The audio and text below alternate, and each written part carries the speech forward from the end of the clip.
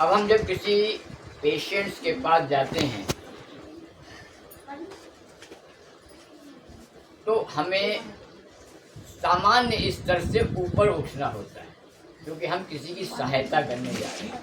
अगर हम सेल्फ भी कर रहे हैं अपने को जिस वक्त, तो भी हमने को अपने आप को दो भागों में विभक्त करना होता है। एक वो जो ठीक होना चाहता है, एक वो जो ठीक करना चाहता है। तो अपने आप को सेल्फ में ये करना होता है। यह संसार सागर परमात्मा के प्राण से भरा हुआ है।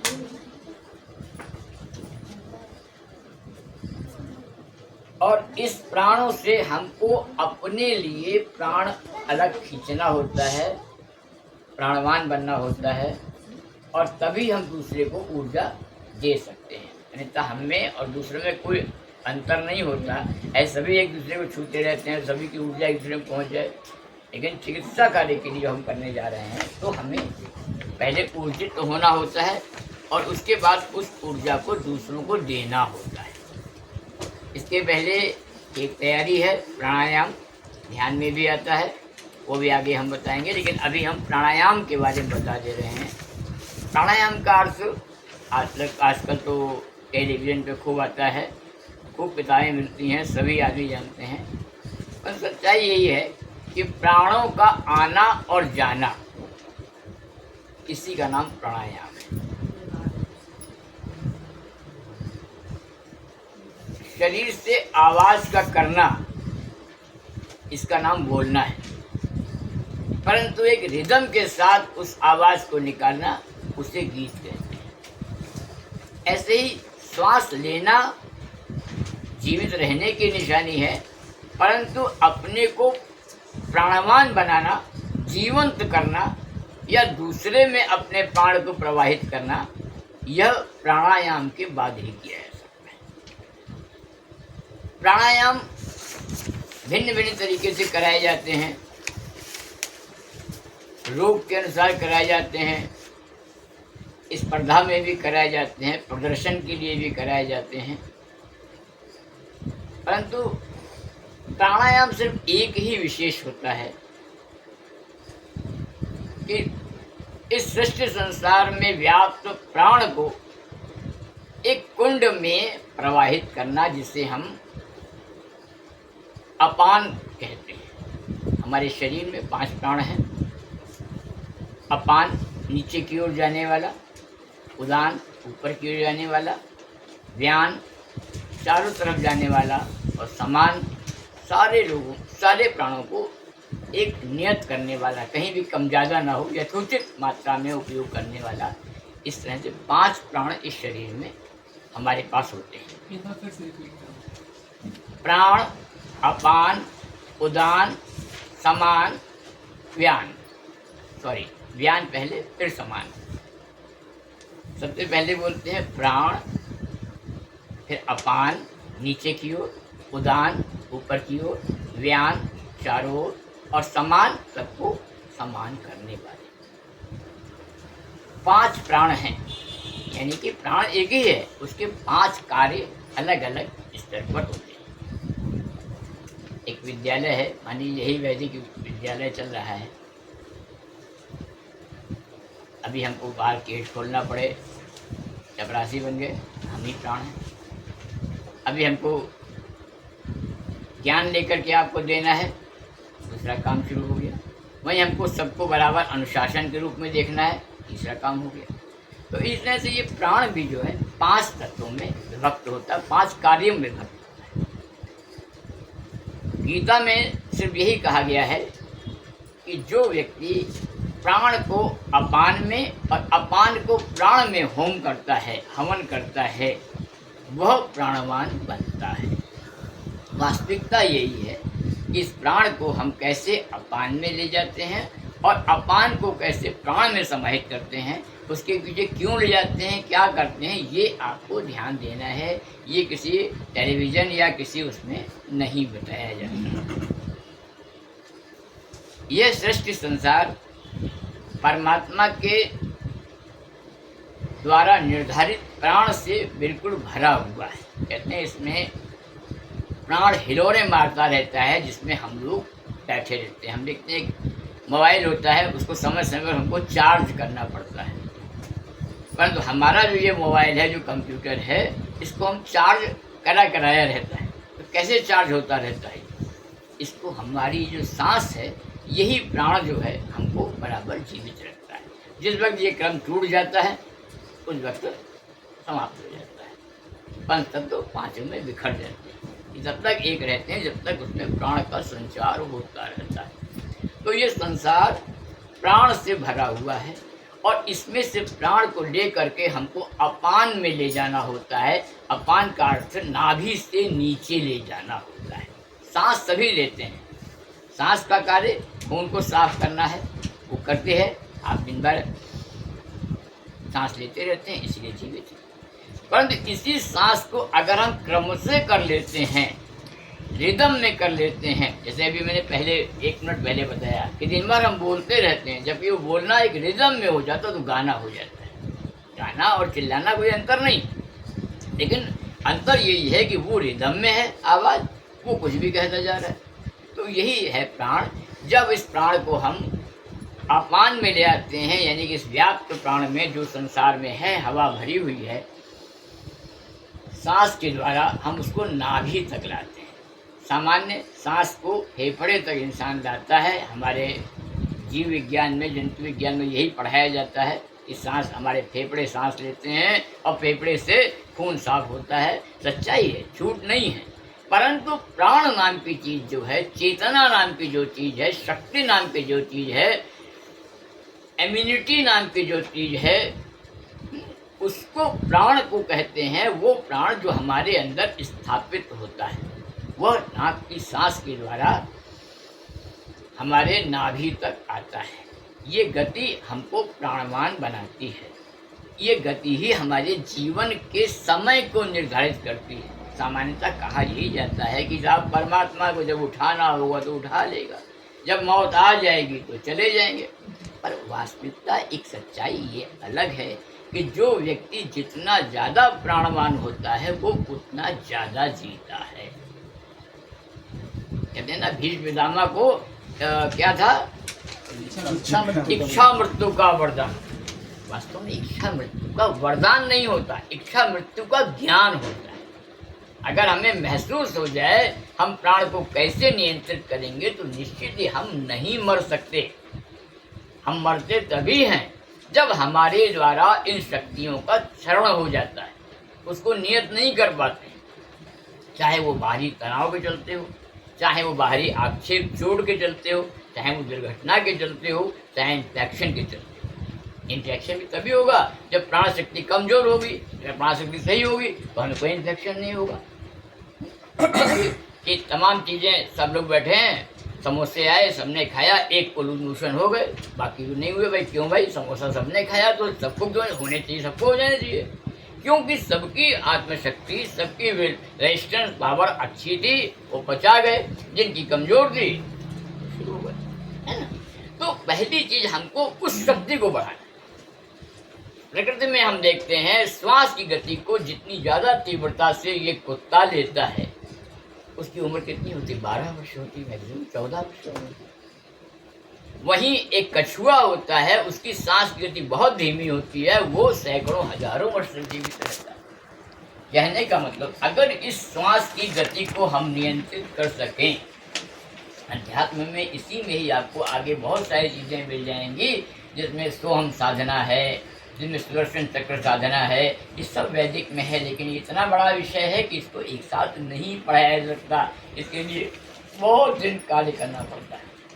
परंतु आज हम लोग प्राणायाम की इस गति को प्राप्त कर रहे हैं कि जब हम प्राण को अपान में और अपान को प्राण में समाहित करें, ओम करें, उसका सीधा सीधा अर्थ होता है कि हम इस रीढ़ की हड्डी को सीधा रखें और धीमे धीमे, बहुत धीमे भी नहीं, सामान्य स्थिति में सांस को ले करके नाभि तक लाएं।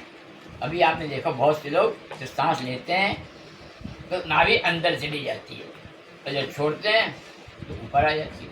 जबकि उल्टा होना चाहिए। जब हम सांस लेते हैं उसके बाद नाभि को बाहर आना होता है, जब सांस छोड़ते हैं तो नाभि को अंदर जाना होता है। ये सही सांस की विधा होती है। प्राणायाम करने वाले इसको समुचित कर पाते हैं। तो उसको यही करना है कि प्राण को हमने सांस से लिया और अपान में होम करने का मतलब वहाँ तक पहुँचाया। हवन का मतलब समर्पित किया। और जब हमने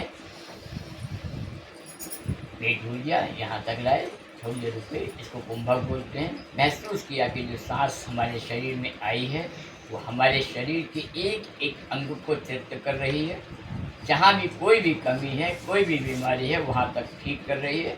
और उसके बाद हम पुनः इस अपान को प्राण में समाहित करते हैं, यानी कि सांस को बाहर की ओर भेजते हैं। जब ऐसे करने के बाद कुछ देर के लिए यहाँ पे निर्वात हो जाता है और उस निर्वात को भी महसूस करते हैं, जिसको हम रेचक के बाद वाहे कुंभक बोलते हैं। श्वास को लेना पूरक कहलाता है, श्वास को रोकना पेट में कुंभक कहलाता है, श्वास को बाहर छोड़ना रेचक कहलाता है और बाहर छोड़ के रोकना उसे वाहे कुंभक बोलते हैं।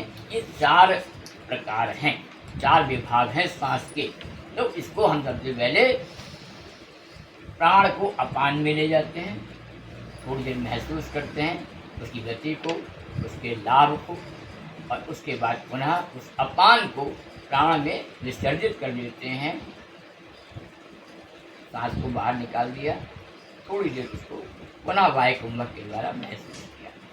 तो इसमें क्या होता है, जब रेचक कर लेते हैं तो अंदर एक निर्वात उत्पन्न होता है। जब निर्वात उत्पन्न होता है तो आप देखते हैं जैसे इंजेक्शन में जब ऐसे भर लो तो वहाँ पे जो निर्वात होता है तो पूरी दवा चढ़ जाती है। तो इस तरह से हम प्राण शक्ति को पुनः अपने अंदर आने के लिए प्रेरित करते हैं और पुनः जब हम अपान प्राण को अपान में ले आते हैं तो हम प्राणवान बनना शुरू होते हैं। वहाँ से हमारा जीवन बढ़ना शुरू हो जाता है, वहाँ से हमारा स्वास्थ्य आना शुरू हो जाता है, वहाँ से हमारे अंदर शक्ति आनी शुरू हो जाती है, हमारी मेधा बढ़ती है और हमको लाभ प्राप्त होता है। वास्तविकता से प्राणायाम इससे करें। बाकी फिर जो अनुलोम विलोम पढ़ा है आपने, जो भस्त्रिका पढ़ा है आपने, वो जो कपालभाति पढ़ा, वो उनके अलग विभाग हैं। अनुलोम विलोम अपने आप में एक मंथन का प्राणायाम है। ये समुद्र मंथन हुआ था तो उसमें मद्राचल पर्वत को बताने की तरह रगड़ा गया था, तो उससे रत्न उत्पन्न हुए थे। वास्तव में वो प्राणायाम है ये आपका जो कराते हैं। फिर मैंने बाईं हाथ से सांस लिया, फिर को रोका, दाईं तरफ से आपने लिया, फिर दाईं से लिया, रोका और फिर बाईं से लिया। उसके पीछे 2 कारण हैं। प्राणवान जब व्यक्ति होता है तो अंदर उसको एक प्रकाश का अनुभव होता है। जब हम सांस लेते हैं तो एक तरफ हम प्रकाश से भर जाते हैं, प्राण से भर जाते हैं, और वह शक्ति हमारे शरीर में ही रहे इसलिए हम दूसरी तरफ से प्राण को छोड़ते हैं, क्योंकि वो कषाय कलमश निकल रहे होते हैं, उसी तरफ तो नहीं छोड़ देते हैं, वरना वो सांस का आना जाना एक ही तरफ हो जाएगा तो लाभ ही नहीं मिलेगा। जब दूर छोड़ देते हैं तो एक आधा पोर्शन जो प्राण से भर जाता है, शक्ति प्रकाश से भर जाता है, वो बिना क्षरण न हो इसलिए बाईं तरफ से ही पुनः सांस ले जाते हैं और बाईं तरफ के जो पिंगला स्थिति है उसको प्रकाश से भर लेते हैं और फिर उसको संजो करके रखते हैं और बाईं तरफ से वो विषाय कलमश जो है बाहर निकालते हैं। इस तरह से ये एक प्रक्रिया है जो हमें अनुलोम विलोम के रूप में बताई जाती है। केवल यही नहीं कि दाएं से सांस लीजिए और बाएं छोड़ दिया, बाएं से ले लीजिए और दाएं छोड़ दीजिए, वो कोई मजाजी का खेल नहीं। वास्तव में ये एक प्राणायाम है। कपालभाति वास्तव में प्राणायाम नहीं है, वो प्राण का व्यायाम है, प्राण का व्यायाम। क्योंकि प्राणायाम हमको सांस को धीमा लेना सिखाता है और कपालभाति में धीमा नहीं लिया जाता, उसमें एक ठोकर मारी जाती है। तो निश्चित जो प्राणायाम नहीं, वो प्राण का व्यायाम है, उसके द्वारा हम मस्तिष्क में एक प्रकाश का अनुभव करते हैं, इसीलिए कपालभाति कहते हैं। कपाल भाति का मतलब प्रकाश। तो ये हो गया है। आज हम लोग उस पर ना पढ़े, ये अमृत रस की वो उसका अगला चरण है, वो और अगला चरण है। वो अभी अभी हम थोड़ा ऊपर चले गए थे तो जो डिस्कशन हुआ तो हम चलो सोचे दोबारा हो जाए तो कि हमारा मिस हो गया 2 मिनट क्या था, मुझे भी नहीं मालूम क्या हो रहा है। प्राण प्राण को प्राण संसार में व्याप्त है। बड़ी मुश्किल, हम जब बोलते हैं समझ लो हम क्या बोल रहे हैं। वो तो क्लियर है। जो पूरा संसार है वो भगवान के प्राण से भरा हुआ है, भगवान के प्राण का सागर है। उससे हम प्राण शक्ति को खींचते हैं और उसको अपान तक ले जाते हैं, यानी कि नाभि तक ले जाते हैं। इससे हम प्राण को अपान में आहुत होना या हवन होने की बात करते हैं। और पुनः उस अपान को जब हम प्राण में विसर्जित करते हैं, इस संसार में भेज देते हैं, जिसके साथ हमारे कषाय कल्मश भी बाहर चले जाते हैं और अंदर एक निर्वात उत्पन्न होता है। अब उस निर्वात को भरने के लिए पुनः जब हम प्राण लेते हैं, वो प्राण शक्ति हमारे लिए उपयोगी होती है। यह गीता में वर्णित प्राण को अपान में, अपान को प्राण में होम करना कहलाता है। क्या कह रहे हैं? जिसको हम लोग नाभि से सांस लेना। नाभि से सांस लेना, इसी को बोलते हैं नाभि से सांस लेना। हम लोग इसको प्राण को स्थापित करते हैं। जब हमारे अंदर प्राण स्थापित हो जाता है, उसके बाद एक चरण आता है, उसको हम लोग न्यास बोलते हैं। न्यास माने होता है स्थापित करना। फलाना न्यास, ठिकाना न्यास, जैसे बड़े होते हैं, है ना, जैसे निगम होते हैं, जल निगम और वो निगम, ये निगम, ऐसी न्यास की स्थापना है। उसमें हम लोगों को एक एक इंद्रिय का अभ्यास करना होता है। जैसे हमको मुंह का अभ्यास करना है, मंत्र है उसके, वांग में आस्यस्तु, मतलब हमारे मुख में स्थापित हो। तो मुख में क्या स्थापित हो कि हे परमात्मा, अब ये जो मुंह हमको मिला है, ये अच्छे वाक्य बोलने में ही काम आए, इसलिए हम किसी की बुराई ना करें, किसी के प्रति हम कोई निगेटिविटी ना फैलाएं, हैं। उनसोर में परामस्तु, नासका के चित्रों को सुना होता है। न्यास का अर्थ वहाँ पर यही है कि हमको अब परमात्मा अच्छे से, जो सुगंधित, जो स्वास्थ्यवर्धक चीज़ हैं, हम सिर्फ वही सुनें। हमको दुर्गति से, दुर्बुद्धि से, दुर्गंध से बचाइए। कानों पर करते हैं, हम ये महसूस करते हैं कि हे परमात्मा, अब हम किसी की बुराई ना सुने। हम कान को पवित्र रखना चाहते हैं, हम किसी की बुराई में न पड़ के अच्छी बातें ही सुने। इसलिए हाथों और पैरों का भी न्यास किया जाता है कि हे परमात्मा, हमारे ये हाथ या हमारे ये पैर दूसरों की भलाई में ही काम आए। ये पैर उसी जगह चलें जहाँ पे किसी दूसरे की भलाई हो रही है। इस तरह की बात ये कहती है कि हम अपने आप को समाज को अर्पित कर देना चाहते हैं। यही एक सच्चे मानव का धर्म होता है कि हम दूसरों के लिए क्या कर सकते हैं। परहित शरीर धर्म नहीं भाई, और पर मेरा सम नहीं अजमाई। जो सबसे बड़ा धर्म है वो यही है कि हम दूसरों के लिए क्या कर पाते हैं। और अगर दूसरे की बुराई करते हैं, उससे बड़ा राक्षस, उससे बड़ा दैत्य, उससे बड़ी खराब चीज़ और कोई नहीं होती है, ऐसा हम महसूस करते हैं। जब हम प्राणायाम पूरा कर लेते हैं, न्यास पूरा कर लेते हैं, तब हम इस काबिल होते हैं कि हम परमात्मा के सामने बैठ सकें। आपने कभी कभी थाने तरफ निकले हो, पुलिस स्टेशन में, वहाँ शीशे पर लिखा होता है कि आप कैसे लग रहे हैं, यू आर अलर्ट। क्या है कि जब वो पुलिस वाला जब खड़ा होता है तो उसके शूज़ ठीक से बंधे हैं, उसके पैंट ठीक से पहना हुआ है, शर्ट ठीक से पहनी हुई है, कैप सही से लगी हुई है, तभी वो एक सच्चा बंदा। इसी तरह से जब हम ध्यान करने जाते हैं, तो जब हम अपने आप को पवित्र कर लेते हैं, जब हम न्यास कर लेते हैं, तब हम इस काबिल होते हैं कि हाँ, हम परमात्मा के चौकीदार बनेंगे या परमात्मा का कार्य करेंगे। तब हम अपने आप को, तब वहाँ पर होती है आगे इसके स्थापना। तब हम गुरु का आवाहन करते हैं। वहाँ पर अगला चरण में हमको अपने गुरु का आवाहन करना होता है। गुरु का आवाहन क्यों करना होता है? तो गुरु की आवश्यकता इस संसार में, इस जीवन में सबसे ज़्यादा होती है। गुरु मतलब सिर्फ यही नहीं कि धार्मिक पूजा पाठ और राम राम और कृष्ण कराने वाला सिर्फ वही गुरु होता है। गुरु वही होता है जो हमारे जीवन को कैसे नियंत्रित किया जाए, कैसे अनुशासित भाव में चलाया जाए, उसी को गुरु कहते हैं। गुरु वह है जो परमात्मा से हमको जोड़ता है।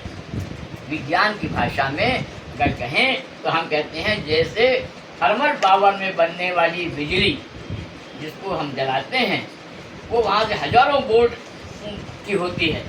अगर वहाँ पे आग भी पहुँच जाए तो आदमी समाप्त। तो उसको कैसे उपयोग करते हैं? उसको बीच में ट्रांसफार्मर लगाते हैं।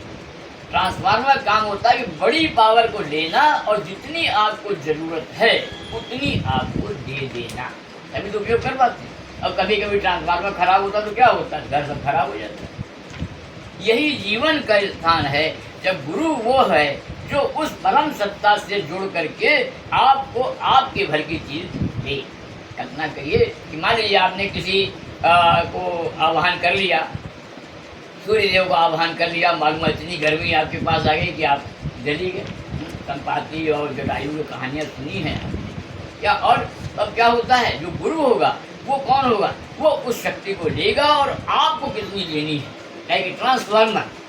तो गुरु का इम्पोर्टेंस उतनी है जैसे इस संसार में एक घर में लाइट में ट्रांसफार्मर की जरूरत घर को होती है उतनी। कभी हम लोग स्टेबलाइजर लगा देते हैं कि भैया ऐसा ना हो वोल्टेज ज़्यादा आ जाए तो समाप्त हो जाए। मान लो हम भगवान की पूजा की, भगवान सामने खड़े हो गए आके, तो चमक के मारे कुछ दिख ही नहीं रहा। तो इसलिए हमको वहाँ पर गुरु की स्थापना होती है। और सामान्यतः गुरु की स्थापना को हम लोग एड़ा और पिंगला में स्थान देते हैं। गुरु हमारे दाहिने बाएं दोनों तरफ रहते हैं। गुरु हमारे हाथ को पकड़ कर रखते हैं।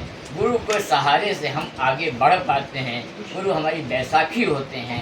इस तरह से हम गुरु को अपने साथ रखते हैं। और सुषुम्ना नाड़ी जो विशेष नाड़ी है, वहाँ पर हम अपने देवता को निवाहक को स्थापित करते हैं। वहाँ पर हम अपने इष्ट को स्थापित करते हैं, तभी हमारा ध्यान पूर्ण होता है। जब हम उसको स्थापित कर लेते हैं, उसके बाद जो शक्तियाँ उससे हमें प्राप्त होने लगती हैं, हमारा कनेक्शन हो जाता है उस परमात्मा से, तभी हम कुछ आगे बढ़ पाते हैं। ये हमारी ध्यान का एक चरण यहाँ पर हमने पूरा किया है।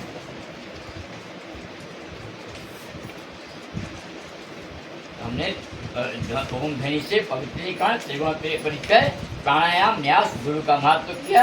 और हमने अब ऊर्जा उठने का जो प्रैक्टिकल पहले किया था, वास्तव में उसको यहाँ से कराया जाता है कि ऊर्जा कैसे ऊपर से उठती है। अगर कोई संशय हो तो आप बाद में भी हमसे इस बारे में बात कर सकते हैं। अब इसके बाद आता है चक्रों का संतुलन। संतुलन बहुत आवश्यक। चक्रों का संतुलन, चक्रों में जब हम लोग ऊर्जा देने का प्रयास करते हैं तो वो चक्र ज़्यादा भी बढ़ सकते हैं, कम भी हो सकते हैं। और कोई भी चीज़ की अति भी खराब है तो कमी भी खराब है, और कमी खराब है तो अति भी खराब है। इसलिए हमको संतुलन पर विशेष ध्यान रखना चाहिए कि जिस स्थिति में हमको संतुलन प्राप्त हो। चक्रों का संतुलन का मतलब यही है कि हम हर चक्र का जो उसका रंग है, जो उसका व्यवहार है, उस पर ध्यान करें, ऊर्जा को ऊपर उठाएं और उसके बाद उसको संतुलित रखें। ना बहुत ज़्यादा ऊर्जा हो, ना बहुत कम ऊर्जा हो। इसको जब हम चलेंगे, किसी को देंगे ऊर्जा देंगे, जब हम किसी का उपचार करेंगे तो हमारे चक्र संतुलन बहुत होना ही चाहिए। जो 24 पॉइंट्स बताए गए हैं, 24 जो आपको बताए गए हैं, उनको रोज़ उसका जो है 1-1 मिनट, आधे मिनट, जितना भी ईजी हो सके, जरूरी नहीं है। कर सके तो अच्छा है, 3-3 मिनट करिए। एक मालूम है कि लगाए तो बैठे हैं और दिमाग कहीं और भागा जा रहा है, यार अब तो यहाँ दर्द हो रहा है, हटाओ कि ना हटाएं, हटा के हटाया। उन्होंने तो बताया था अखंड प्रकाश जी 3 मिनट तो लगाना, हमारा तो यार कंधा दर्द हुआ है। कोई आवश्यकता नहीं है कि 3 मिनट लगाइए। आप कुछ सेकंड करना चाहें, कुछ सेकंड में ही, लेकिन एकाग्रता के साथ। आपको यहाँ पे भी इडली और सांभर मिला, बोले अरे मिल गया, लाओ यार सेव उड़ा जाए। उड़ाने को सेव उड़ा जाइए, लेकिन बाद में मालूम हुआ घर वाले कहते क्या हो गया, बाबा कहाँ जा रहे हो। तो वो स्थिति ना हो, तो संतुलन बनाए रखना है। और ना ही ये कि वह भूखे उठे चले आ रहे हैं कि यार शर्म के मारे हमने एक ही खाई, मन तो कर रहा था, संकोच में आ गए यार, इसलिए हम एक ही खा पाए। तो ऐसा भी नहीं है, जितनी आवश्यकता है नहीं आपको खाना है, इसलिए संतुलन को बनाए रखना है। और प्रतिदिन ऊर्जा जब भी आप कहीं दें किसी को जा करके, तो निश्चित रूप से संतुलन का भी एक तरीका है। उसका तरीका जैसे हमने 24 पॉइंट बताए थे, उसमें ये है कि आपको ऐसे एक बार रखना होता है,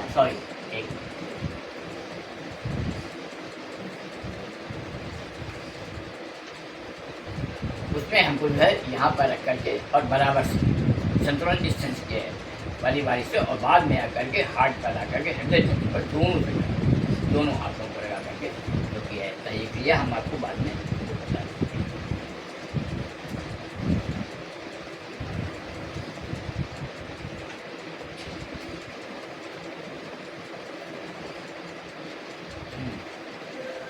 आपको हमने भी दे दिया ना, कृतज्ञ हम पंचभूताय, हाँ दे दिया। है ना जी।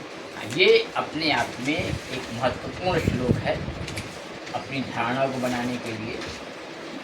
इसमें है कृतज्ञो हम पंचभूताय माता पिता च पूर्वजाय। आता नहीं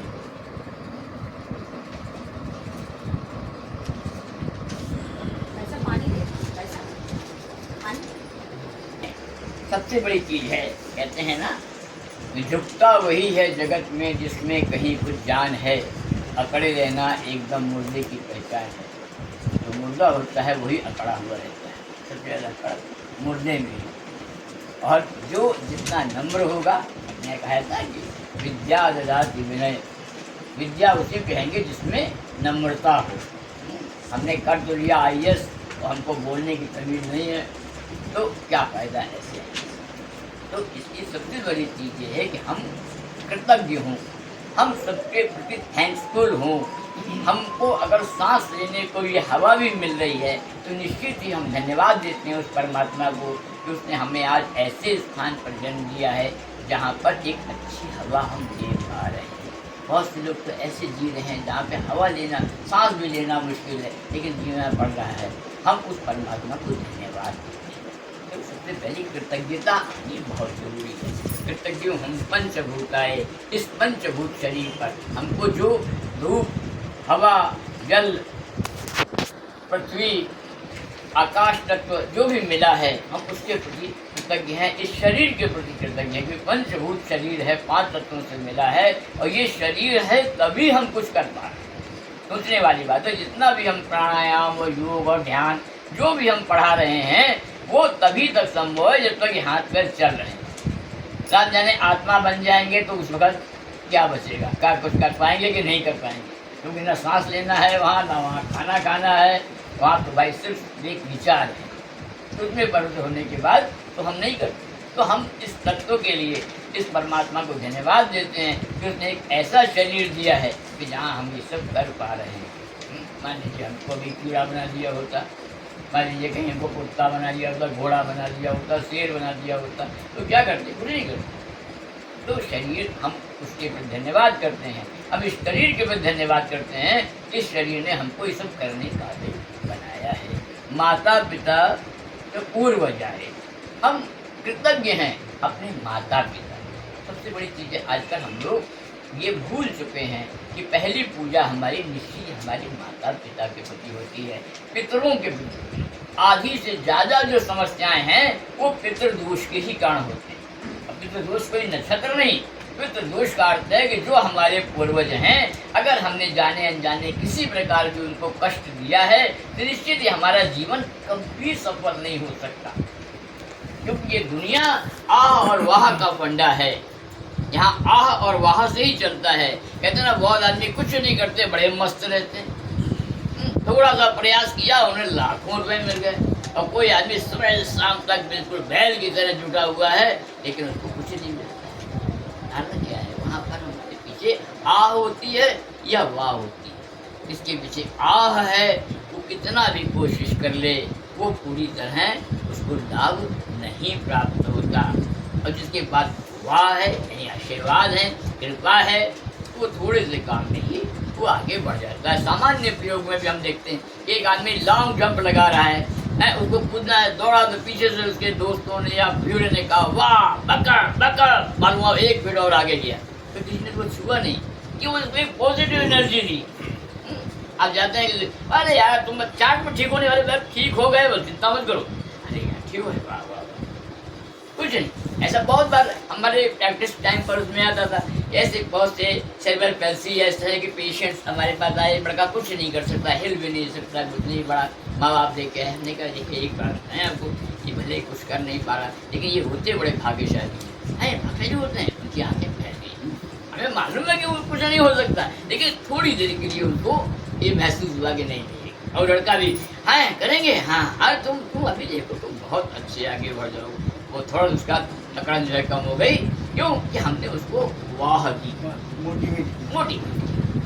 और अगर आपसे कोई कहे कि आप भैया एक लेटर लिख दो, भाई देखो ये जरा गड़बड़ नहीं होना चाहिए, चाहे ऐसे पेन हिल जाए लेकिन वो हिलेगा जरूर, क्योंकि नेगेटिव भरा हुआ है कि अगर गड़बड़ हो गया तो जरा सेम हो जाएगा, तो आप जरूर हिल जाएगा। तो वास्तविकता ये है कि ये संसार आह और वाह का फंडा है। यहाँ पर अगर आपके साथ और आह है तो आप कभी नहीं, आप जैसे कोई बड़ा भाई गुंडा है और साहब मस्त, क्या होता है हमारे मन ने स्वीकार कर लिया, अरे यार गुंडा है वो तो खराब करेगा, आप कष्ट नहीं होगा। लेकिन हाँ अगर आपका छोटा भाई या आपका बहुत प्यार करने वाला ऐसे भी कर दे, इतनी आहें निकल जाएंगी, अरे कल तक हमारे साथ बैठता था आज ये हाल है, दिल दुखी हो जाएगा, वहाँ पर उसको ज़्यादा असर करेगा। इसलिए तो हमने वही इसमें आपको बताया, कृतज्ञ हम पंचभूता है, माता पिता जब पूर्व जाए, हम अपने माता पिता के प्रति कृतज्ञ हैं, क्योंकि ये शरीर उन्होंने ही हम, अगर माता पिता ना हो तो कहते हैं ना कार्य हो कारण ना हो संभव नहीं, जन्म हो जननी ना हो संभव नहीं है, तो माता पिता ना हो तो आप जन्म कर सकते।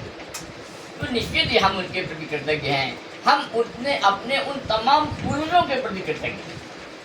पूर्वज जिन्होंने माँ बाप के साथ में माँ बाप को पैदा करने वाले, माँ बाप को बढ़ाने वाले, जीवन में ऐसे मित्र, जीवन में ऐसे तमाम सहयोगी कब हमारा साथ देते हैं, हम उनके प्रति भी कृतज्ञ हों, तब हम सही से अपने मंजिल को पा पाए। माता पिता से पूर्व जाए कृतज्ञ हम पंचभूताए, माता पिता से पूर्व जाए कृतज्ञ हम सर्व गुरु सत्ता है। तीसरा कौन मिलता है? गुरु सत्ता। गुरु सत्ता कोई एक व्यक्ति नहीं होता, गुरु कोई भी हो सकता। रस्ते चलते आप गिर रहे हो, किसी ने हाथ पकड़ लिया तो वही आपका गुरु है, उसने आपको सहारा दिया, हम उसके प्रति भी कृतज्ञ हों। कृतज्ञ हम पंचभूताए, माता पिता से पूर्व जाए कृतज्ञ हम सब गुरु सत्ताए, प्राण रूपेण संस्थिता। वास्तव में ये सब हमारे जीवन में प्राण रूप में, प्राण केवल इतना ही नहीं है कि जो हम सांस लेते हैं वही प्राण हो गए, वो सब भी हमारे लिए प्राणवान है, हमको शक्ति देने वाले हैं, हमको जीवन देने वाले हैं, सहायता देने वाले हैं, हमको उनके प्रति भी थैंक्सफुल होना होता है। ततो प्राण शिवा शक्ति, ये सारे प्राण मिलकर क्या बनते हैं? शिव और शक्ति। शिव और शक्ति, शिव कल्याणकारी, शक्ति सहायता करने, ऊर्जा देने वाली। तो निश्चित ही वो शिव शक्ति के रूप में है, और जब हम उस पर ध्यान करते हैं तो हमारी उड़ा और पिंगला दोनों नाड़ियाँ अपने आप में स्फुरित हो जाती हैं और हमको शक्ति प्राप्त होनी शुरू हो जाती है। तो प्राण शिव शक्ति तत्वमय उपचारिका, ये कौन सा तत्व है? ये उपचारक तत्व है, यही हमारा उपचारक तत्व है। तानि सर्वाणि वेद ऊर्जाए, ये हमें कहाँ से प्राप्त हो रही है? ये हमारे वेदों से हमें प्राप्त हो रही है। उपचार है आह्वानम, मैं उपचार के लिए इसका आवाहन करता हूँ। बिल्कुल इसको आपको सोचना चाहिए। किसी को हिंदी में भी नोटिफाई कोई क्या हुआ याद है क्या? हाँ कर मालूम है किसी को संस्कृत नहीं आती तो अपना इसको हिंदी में, ये प्रभु मैं कृतज्ञ हूँ क्योंकि आपने मुझे एक सुयोग्य कर्म स्थल दिया है।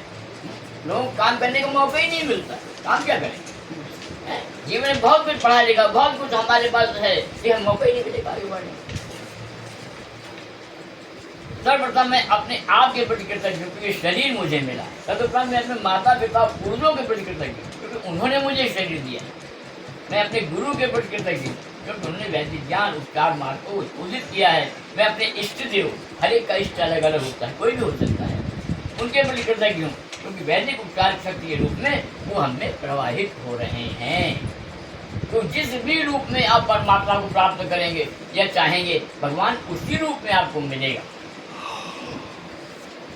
मैं अमुक रोगी यानी जिसका भी उपचार करने जा रहे हैं उनके प्रति भी कृतज्ञ हूँ क्योंकि वो आपको उपचार ले रहा है ना ले क्या करना, आप यहाँ लाओ हम ठीक कर देंगे, बोले ठीक है जाइए तो क्या फायदा, कुछ नहीं कर सकते। मैं अपने अंदर एवं बाहर व्याप्त प्राण शक्ति के प्रति कृतज्ञ हूँ क्योंकि वैदिक उपचार के अंतर्गत उपयोग में लाई जा रही है। ये आपको कहना होगा। ये आप कहने के बाद जब आप इसको करेंगे तो आपके हाथ में अपने आप ऊर्जा प्रवाहित होनी शुरू हो जाएगी। 100% इसको आपको करेंगे तब। जब आपके अंदर ऊर्जा वही तो जो 24 पॉइंट है, हाँ। उन पॉइंटों पर पहले मर्म स्थल पर हाथ रखें, फिर उसके बाद में ये मंत्र उसके बाद जब ये नहीं, जब दूसरे को उपचार करने जा अच्छा, रहे तब के हैं, लिए, हाँ। तब आप पहले आप यूँ करके कंसंट्रेट होकर के इसको पढ़ के मनन करके, पढ़ने मतलब सिर्फ हाँ, शब्दोच्चारण नहीं, हाँ, मनन तो करें। मनन कर लेंगे तो आपके अंदर प्राण ऊर्जा उत्पन्न हो जाएगी। और वो प्राण ऊर्जा जो है जब आप किसी को देंगे तब उसको लाभ होगा। या कहीं दूरस्थ बैठा है, वो अभी अगले चैप्टर जब आप पढ़ लेंगे, जब अगला क्लास लगेगी, तो हम कैसे दूसरे को हम प्राण देंगे, कैसे हम उसको पहुंचाएंगे। अभी तो स्पर्श, अभी आज हमने आपको सिर्फ स्पर्श तक बताया है, वो उसका अगला चरण होगा। अभी स्पर्श तक पहुँचे हम लोग। हाँ, अभी आपको स्पर्श तक ले गए हैं हम। ये मंत्र कहाँ से लिया गया सर? ये मंत्र ये तो नहीं रख लीजिए बेटा। नहीं, स्रोत क्या है इस मंत्र का? ये स्रोत आपको उसमें मिलेगा, जगह जगह में ग्रंथों में दिया हुआ है। हाँ। ये लीजिए, ये आप लीजिए।